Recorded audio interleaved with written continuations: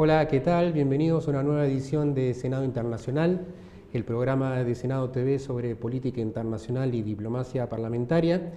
En el programa de hoy tenemos como invitado al doctor Paulo Botta, especialista en Medio Oriente, Asia Central y el Cáucaso, doctor y licenciado en Relaciones Internacionales y profesor del Instituto del Servicio Exterior de la Nación. ¿Cómo estás, Paulo? Hola, buenas tardes. Gracias por venir. Por favor. Bueno, hay un montón de temas para hablar. Sabemos por los diarios que en Medio Oriente actualmente están atravesando una situación muy delicada, muy difícil, pero para entender un poco mejor el contexto, más allá de la coyuntura de estas últimas semanas, contarnos un poco digamos, la naturaleza del conflicto. ¿Se trata en el fondo de un conflicto religioso o político o quizás un poco las dos cosas? Sí, como decías, es una región extremadamente conflictiva. En este momento tenemos la situación que se está viviendo en Siria, la situación que se está viviendo en Irak, incluso podríamos vivir el problema que tiene Irán con la comunidad internacional. Lamentablemente esta situación conflictiva hace en un momento que lo veamos todo como una unicidad, pero en realidad tiene razones diversas.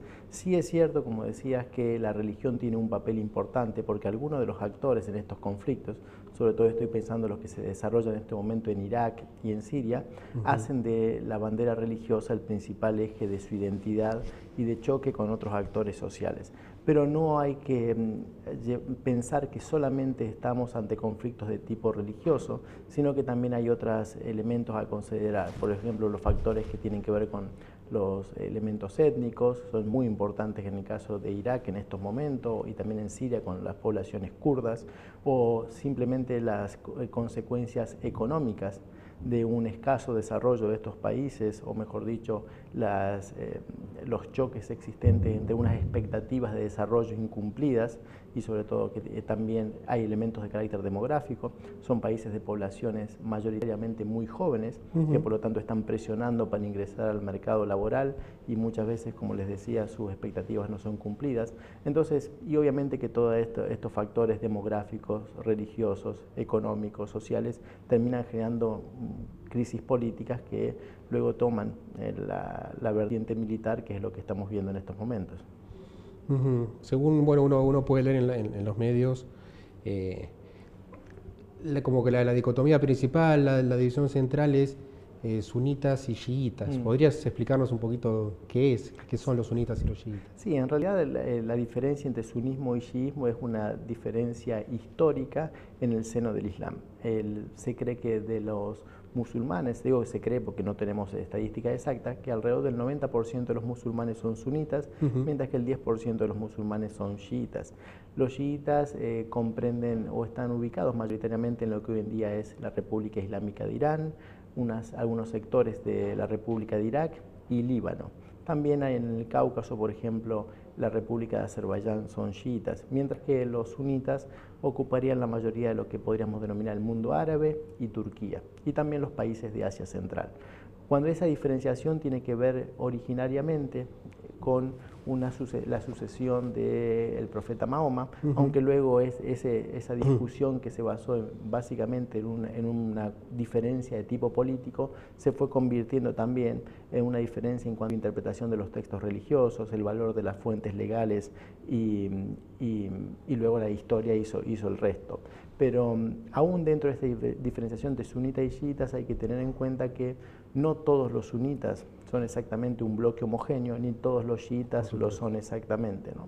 El caso, por ejemplo, creo que muy claro es cuando nosotros pensamos en un chiismo, a veces pensamos en un gobierno de carácter islámico como tiene en la República Islámica de Irán, pero luego tenemos una república con mayoría de población chiita, como es el caso de Azerbaiyán, pero que es un país centralmente laico, ¿no? Con lo cual el chiismo no es sinónimo de gobierno islámico. ¿Y en Siria? En Siria en realidad porque el gobierno actual es chiita. Así es, pertenece a un grupo del chiismo que son los alawitas, que es considerado una escisión dentro del chiismo. Pero en realidad Siria históricamente ha sido una población multireligiosa, ¿no? Las comunidades cristianas son muy importantes, las distintas vertientes del sunismo también existen. Entonces en Siria todavía es mucho más complejo porque la sociedad desde el punto de vista religioso está muy dividida.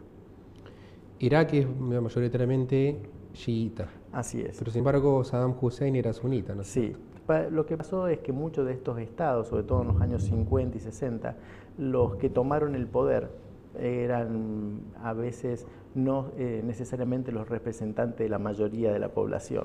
Y entonces se dio estas paradojas a las cuales mencionabas. Y bueno, no, quizás estoy exagerando, pero podemos decir que los países chiitas son un poco, están de alguna manera enfrentados a los Estados Unidos, a diferencia de los sunitas son un poco más, tienen mejores relaciones con Occidente. En realidad sería, no sería totalmente correcto. ¿Y por qué te lo explico? Porque particularmente dentro del sunismo hay una visión que es minoritaria, pero una visión que se conoce como salafismo yihadismo, que para que lo tengamos más o menos en claro es la visión que tenían por ejemplo los talibanes o que tiene el Estado Islámico en Irak y en el Levante. Entonces esa interpretación del Islam sunita minoritaria, que es el salafismo yihadismo, son los primeros enfrentados, no solamente a Estados Unidos, sino en primer lugar hacia las otras comunidades de sus países que no comparten su visión. Clarísimo. Justamente, ahora en el día de hoy, digamos, o en las últimas semanas, el problema es que el Estado Islámico de Irak y el Levante está ocupando parte del territorio, ¿no es cierto?, iraquí, sí. Y es uno de los principales opositores al régimen de Bashar el-Assad, ¿no es cierto? ¿Qué es por qué tiene ese nombre y qué es el Estado Islámico de Irak y Levante? Lo que se suele aceptar es que bajo este nombre de Estado Islámico de Irak y Levante, lo que hay es lo que se denomina un tercer anillo de Al-Qaeda. Si teóricamente hablamos que el primer anillo de Al-Qaeda era Al-Qaeda en sí, en el segundo anillo eran digamos, grupos que tenían algún tipo de vinculación con Al-Qaeda, y en el tercer anillo eran aquellos grupos que sin tener una relación directa con Al-Qaeda, por lo menos se sentían identificados con los ideales de Al-Qaeda. Entonces, en este sentido, los grupos salafistas yihadistas que están operando en estos momentos en Siria y en Irak, en cada una de las dos conflictos, de las dos guerras que hay en cada uno de estos países, tienen esta identificación ideológica con Al-Qaeda. Son grupos que preconizan una interpretación rigorista, totalmente extremista del Islam, donde lo que pretenden es la aplicación de la ley islámica sin ningún tipo de interpretación posterior. Tratan de ser lo más puristas posible. Lo que pasa es que en esa voluntad de tener una interpretación tan rigorista del Islam, lo que terminan desconociendo es, entre otras cosas, los derechos de las minorías o lo que nosotros podríamos hoy en día denominar en los países occidentales esta larga lista de derechos conseguidos con mucho esfuerzo a lo largo de la historia, como el derecho a las minorías, el derecho a la libertad de creencias religiosas y otros derechos que para estos grupos no son esenciales.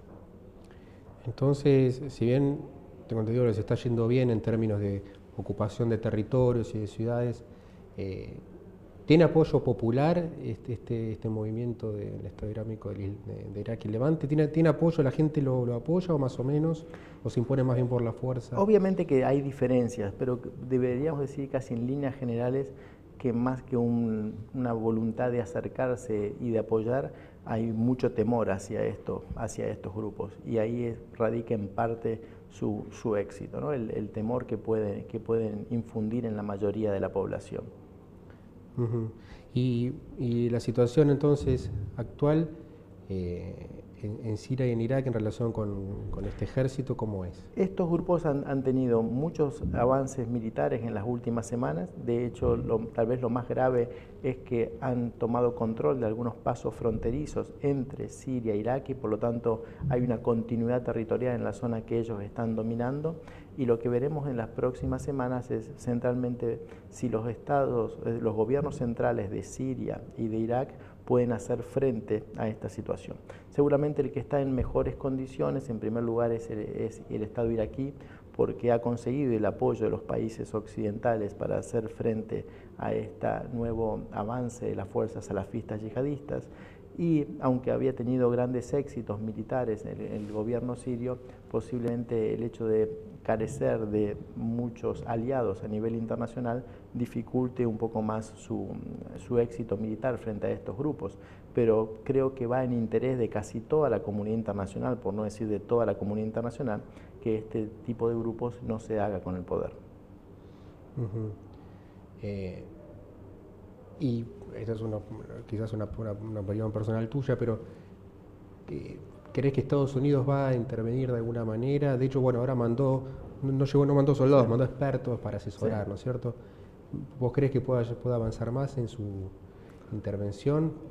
En realidad, si los grupos salafistas yihadistas terminan haciéndose con el poder en Irak, sería un gran fracaso de la política, no solamente norteamericana, sino de todos los países occidentales que participaron de las operaciones en Irak, porque significaría que una de las guerras más largas de casi 11 años, más de 11 años, ha terminado con el peor de los resultados, que es que un grupo salafista yihadista se termine haciendo con el poder en Bagdad.